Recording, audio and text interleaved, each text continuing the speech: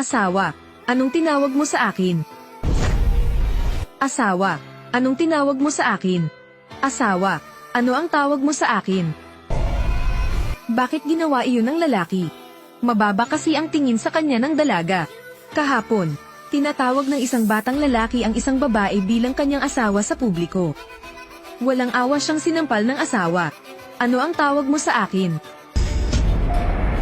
Asawa, ano ang tawag mo sa akin? Ano ang nangyayari? Ano ang tawag mo sa akin?